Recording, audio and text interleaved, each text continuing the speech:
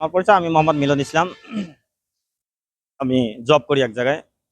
এখানে কেন আপনি? এখানে আসলাম সিনেমা দেখতে। সবাই বলতেছে যে বরবাদ করে দিছে তাণ্ডব, তাই সেই তাণ্ডবটি দেখতে আসলাম যে সাকিব কেমন তাণ্ডব করলো। কিন্তু তাণ্ডব দেখে যা মনে হইলো, বরবাদই তাণ্ডবরে বরবাদ করে দিছে। কারণ হচ্ছে তাণ্ডব ওভাবে আসে না, এই রাহেন রাফি শুধু মুখেই যা বলে।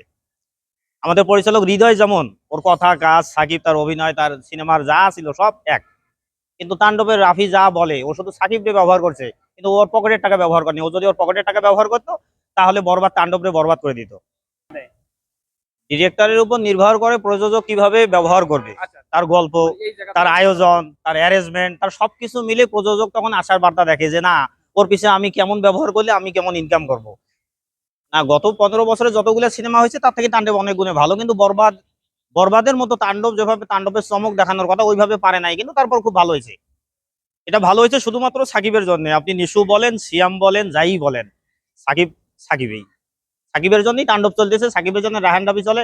এই যেমন এই যে আপনার ইকবাল ইকবাল সাহেব আবার বলতেছে যে না, সাকিব চলে না, তাণ্ডব চলে না, বরবাদ চলে না। আসলে ও যে চলে না, বারবার সাকিবের কথা না বললে তো ও হাইলাইট হয় না, আর হাইলাইট নাইলে ওরা কেউ দেখবে না। আর ও যেন আলোচনায় আসে, এই জন্য সাকিব নিয়ে আলোচনা করে।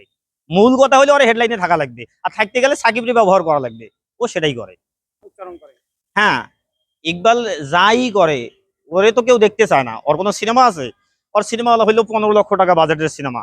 এই সিনেমায় তো সাকিবের হলো আপনার ড্রেসের দামও হয় না। আর ও সাকিবকে দিয়ে সিনেমাটা করবে কিভাবে? তাই ইকবালটা যদি কেউ দেখেই না, তো দেখার জন্য যা দরকার সেটা হচ্ছে সাকিবের নামে ব্যাক চিন্তা ভাবনা করা। এই উল্টাপাল্টা চিন্তা ভাবনা করে সাকিবের নাম নিলে দেখা যায় হাইলাইট হওয়া যায়, হইলে হেডলাইনে থাকা যায়, থাকলে মানুষ দেখে। এই জন্য ও আলোচনায় থাকতে চায়, সাকিবকে নিয়ে আলোচনা করে। না, তাণ্ডব বরবাদরে টেক্কা দিতে পারবে কি পারবে না সেটা বড় কথা না। বড় কথা হলো, যেমন আপনি একটা উদাহরণ দেওয়া যায়, সেটা হলো সালমান শাহর কথা যদি বলেন। সালমান শাহ সেই সময় সুপারস্টার, সাকিব এখন সুপারস্টার, কিন্তু দুইজন দুই জায়গায় থেকে সুপারস্টার। উনি 20 বছর আগে যেমন ছিল, যেমন লাগছিল তেমন ভাবে ছিল সুপারস্টার। এখন সাকিব এই সময়ের সুপারস্টার। কিন্তু কেউ কারো থেকে ছোট না, যে যার সময়ে যে যার জায়গায় ঠিক আছে।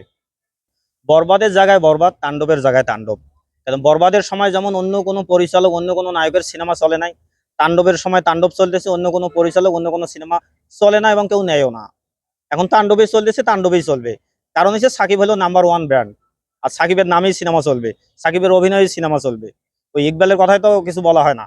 ইকবালের কথা যাইও আসে না। ইকবাল তো ওই যে আমাদের এই যে হৃদয় ভাই বলছে না যে জলে, ওর 12 মাসে জ্বলবেই শুধু। হৃদয় ভাই বলছে যে জলে জ্বলবই, কারণ হয়েছে ইনকাম করতে না পারলে জ্বলবই। জয়া হাসান তো ভাই 20 বছর আগেও জয়া হাসান, এখনো জয়া হাসান। জয়া হাসানের ব্যাপারে বলার কিছু নাই, নতুন অনেক নায়িকা আছে, তারপর জয়া হাসান ফেভারিট। জয়া হাসান, ওর দেখতে জয়া হাসান কিউট বেবি বলা যায় এক কথায়।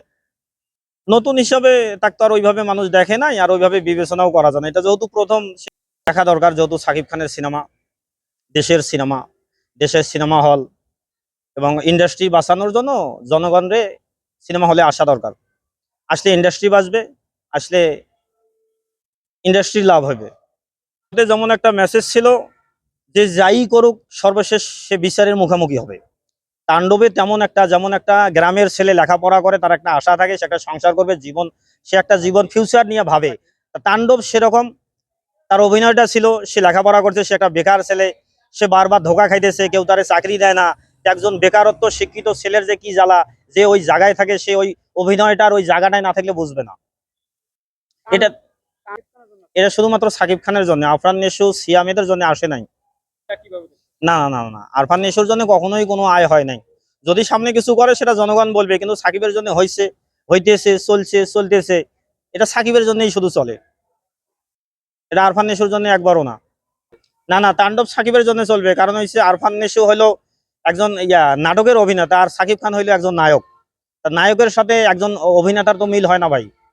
নায়ক এখানে সাকিব, সাকিবের জন্য তাণ্ডব চলতেছে। আরফান নিশো একজন অভিনয় করছে সাকিবের জন্য, সে যদি মার্কেট পায়, পরিচিত হয়, তো এটা তার কাজে লাগবে, সেটা সাকিবের জন্য হইতেছে।